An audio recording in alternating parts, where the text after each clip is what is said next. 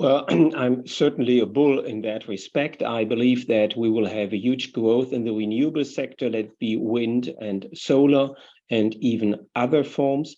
The reason for that is quite simple. In Europe, we do have a structural deficit for power plants at all. The current spikes in energy prices are driven by the lack of electricity production, and that is due to the fact that in Europe we disconnected several gigawatt of capacities of coal and nuclear power plants from the grid, but did not boost the parks of renewable parks being connected to the grid in the same time. So therefore, EU calculates that 640 additional gigawatt of capacities have to be connected to the grid until 2030. That is 80 gigawatt per year. Compare that, please, with the 20 gigawatt we in average got connected to the grid during the last 10 years. So therefore, we will have a huge growth.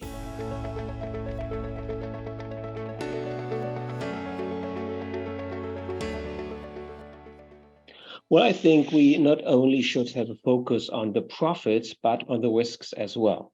So therefore, there will be, I think, like always in the market, be a fair distribution of profits in all different parts of the value chain. So I believe that the profits the developers will do, well, might be okay for the risks they take, but for the IPPs, as we are, I think the profits will be very well, as we have shown in the last years. So when you calculate 23 to 12% of CAGRs over the next decade, it is that until 2014, from 2014 until today, we had CAGRs of 25% on revenues level, on EBITDA level, and as well as on EBIT level. So having said that, I think the profits will go in line with the growth for all parts of the value chain, but then depending on the risks they take. We are the low risk taker, and we believe that we will have more than sufficient profits for our business model.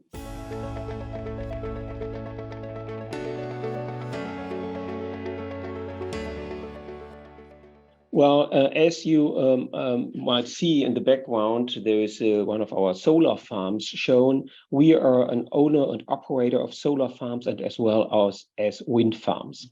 Well, but that applies to most of the IPPs. Our business model is more specifically focused on industrializing, on digitalizing of these parks, and on skimming economies of scale and scope.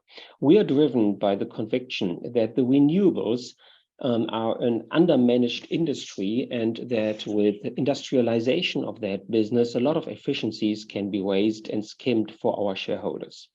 So we are focused, therefore, on scale, because we see that there are a lot of advantages in scale-driven growth of the company.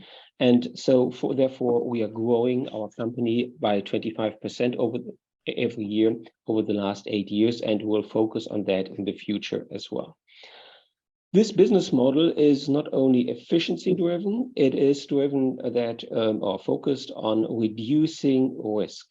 We love to identify risk, and we love to mitigate it to other participants in the market. And so what we want to create in the end is an easy to forecast, efficiency-driven business model for the sake of high returns with low risk for our shareholders.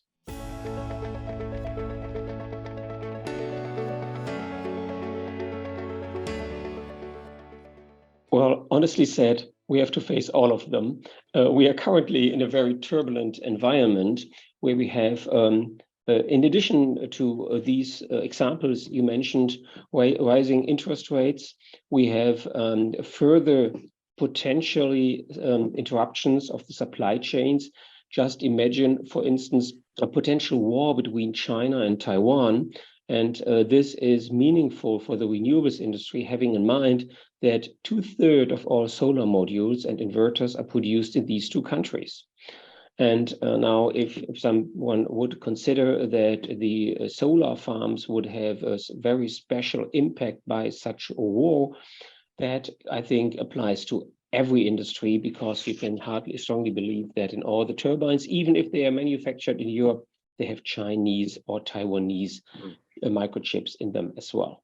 So we will have to face a lot of disruptions in the industry. How do we manage all these? Well, as you might know, the specificality of our business model is that we are not developing ourselves, so we are not caught by these costs directly, but we have strategic development partners who develop the parks for us exclusively on their own risk. But we do support them somewhat without taking the risk, but helping them to realize such big parks, which we're usually not used to.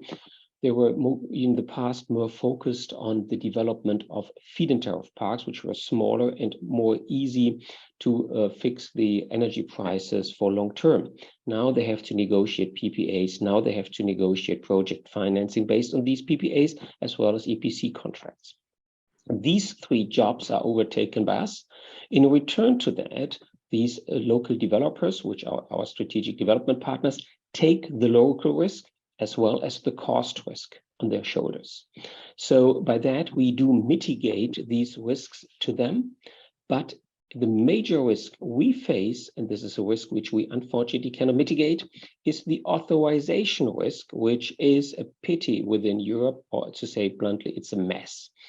So all over Europe, we have a lack of permissions, a lack of authorizations, and that is the reason for that structural deficit in electricity production I was mentioning before.